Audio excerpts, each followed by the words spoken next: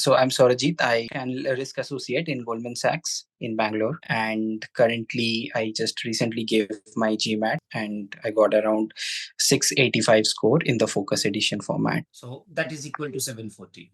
Yeah, that is equal to 740. All right. So first, you have also written Classic and you have written Focus.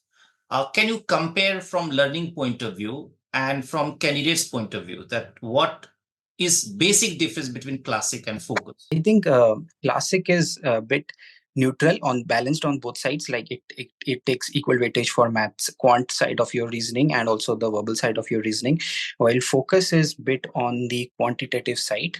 Jesse, like two-thirds of the paper is involved in majorly in quant driven things, and that makes justified because if you see today's environment, business environment also, most of the judgments or most of the decisions that are made are related to data insights or quantitative nature or verbal aspect also. So I think given the evolution of business over the years, uh, the ratio of 2:1 of quantitative to verbal makes sense in the current business environment.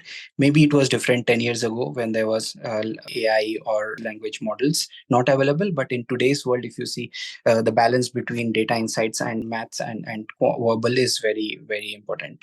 And GMAT Focus has made that, correction, and they have changed the format correctly. Good work.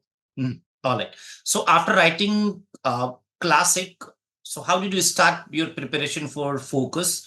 And what precaution you took initially and till last exam? So I think after writing the Classic in November, so one thing that I realized was that I have to nurture my strengths and also keep my weaknesses in my bay.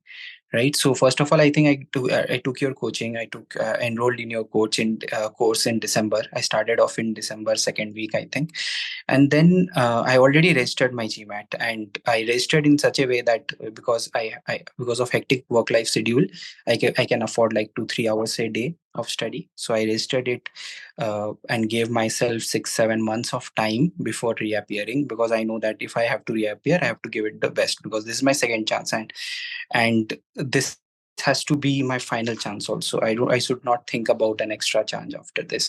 So that with that respect, I gave 6-7 months. Most of the time I got involved in the verbal. I was to study the verbal aspects of reading comprehension and critical reasoning, and some portion of like I used to practice around 10 questions of quants every day, because so that the flow does not get destroyed. But mainly my focus was on the fundamentals of verbal. I also saw all of your videos in that are saved in the library of reading comprehension and critical reasoning, and the way you approach the problem is something that I learned from those videos. And then for practice test, I think I went through your practice questionnaires also, and also along with that I also appeared the GMAT club questions, which were also very useful because you have the filters of what difficulty of questions you want to apply there or practice upon. So that was my strategy, that okay, verbal is my weakness, I should keep it at a minimum level and then focus on my strengths also. Good work. Uh, Role of study materials, especially the books you followed, then practice materials along with the sectional test series. So how did you utilize it, and what would you recommend to those who are struggling in improvement of a score? I think you should give first 2-3 weeks. I think you should only give to theory learning. Like if you know the basics of maths or be it DI or be it reading comprehension, I think 2-3 weeks you should definitely go and focus on the theory component, and then take practice questions. The more you practice, the more the better. But you should also try to revise whatever is wrong. Like if some question is wrong, you should keep it in a note somewhere, or and then revisit the question after, let's say, 1 month. When you forget the answer to that question, you should go and rethink that, okay, after 1 month of training, can I do it right or not? So that aspect is important. In terms of study material, I think you have the resources that are available in verbal have, and plus with that the GMAT club resources plus the official guide resources. I think these are the three sources of resources that are enough for getting a good score. I think apart from that, you need to practice more mock tests, like try to give around one mock test per week, in at least in the initial stages of preparation, and then you can gradually increase the frequency of giving the mock tests. So yeah, that would be my advice in general. Theory, practice from three different sources, and then give mock tests. So this is like the entire journey. Good. Now the point is about score improvement. As you have faced the struggle period during the verbal sections and the improvement of verbal sections. So what do you recommend that how the verbal should be tackled? So verbal, I think for giving the verbal section, if you are expert in verbal, then I think time won't be a problem. But for me, the time was a problem in the verbal section. So my strategy or my advice would be uh, is to look at all the questions. Like if you don't know the answer, if you face difficulty in reading a critical reasoning problem, it is if it is taking more than 1 minute of time, you skip it, bookmark it, come back at the end and look. But I think you should give a try for all the 23 questions, because GMAT is an adaptive test, and you may have some good easy low hanging fruit questions in the end which you should not miss. So in that respect, you should move on. Once you see a question, if you can answer it within 1 minute, try to spend another 1 minute and answer that question, otherwise move on. And a bit about of like you can also take your judgment, like five answers are there, you try to eliminate four of them.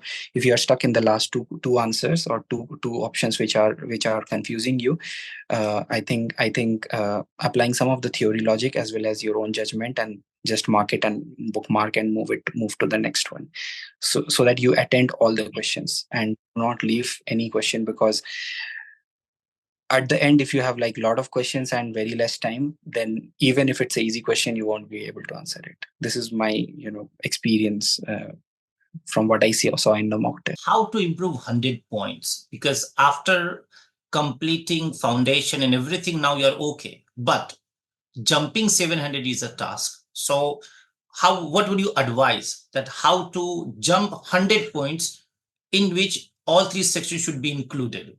So jumping 100 points is a difficult task in itself. So but it is possible. I mean, it can be easy. It can be done if you try to uh, continuously study, like study each component, each exam, like every day. um, Plus I think one thing that is important, which many people miss, is the data insight section. It's a scoring section, but people find it difficult because of the length of the passages or the length of the texts. I find it difficult to read. So for me, from my perspective, I was able to jump because of the data insight section. Um, it was more quant driven, so it was better for me. Plus, I think I increased my verbal score also. On the last GMAT, I had around 50 percentile in verbal. Now it jumped to around 78 percentile. So there was a 28% percentage jump, and that was only because I practiced my most of the time in verbal. So and my maths or the quant section percentile is the same. So the increase in percentile is directly proportional to the amount of time that I invested in all these three sections. Uh, Generally, people use two free tests of official one, and sometimes they purchase four more tests. So before going to the final exam, would you suggest that all six should be utilized, or no, outsources are also fine and then it is okay to go ahead? Yeah, it actually depends. For my case, like I had appeared for a lot of different other third party courses, but my score was not improving. It was static at 645, 655 levels. It was not improving. But in the last 2 weeks of my exam, I took all the six mocks of official, and the official mocks are really very close to what appears in the test. They are very close. They are almost the same level. they are quite close, and that's when I think my score started to improve in the last 2 week itself. Before that, my score was static at 645, 655 levels, but the extra 30 points or 40 points are when I appeared the official mocks, and I gave all the official mocks. Even like I have given mocks 3 days, three mocks in the last 2 weeks. So I would not advise that, but I think we should take the official mocks before at least a month of the exam and try to give each one of them, because they are closest in terms of the quality of question and the difficulty of the question. Good one. Any special attention do you want people to pay just before the exam, 1 day before the exam, 2 days before the exam? I think I stopped.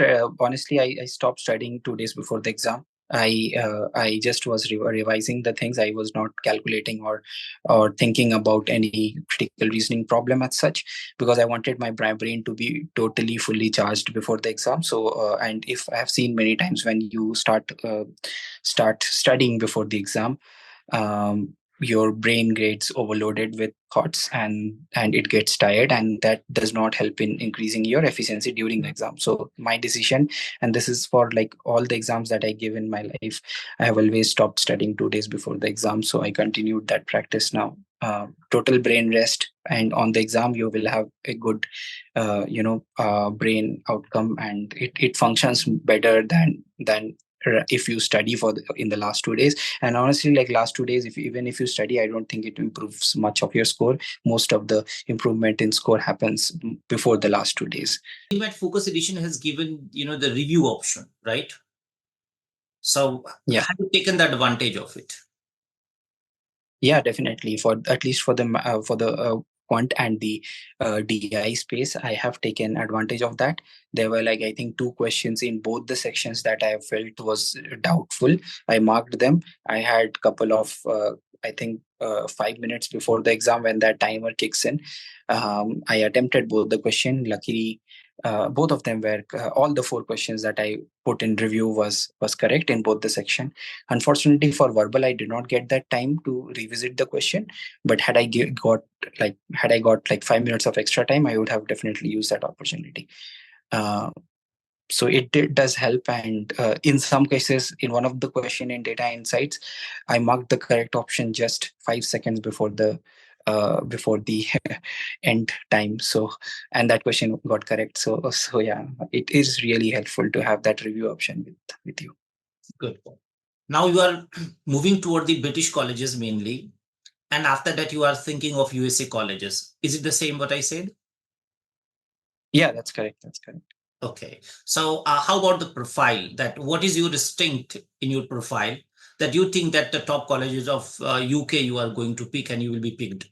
So yeah, now I've currently applied. I think the distinction between me and others will be the kind of background that come. So I work in a financial industry space, and that I think will in a good brand. So I think that will help me in achieving an outcome with a good GMAT score, plus with my life experiences, because over the last 4.5 years of my life, I have worked on several projects in my company which are very critical and time sensitive, and which got escalated to various forums also.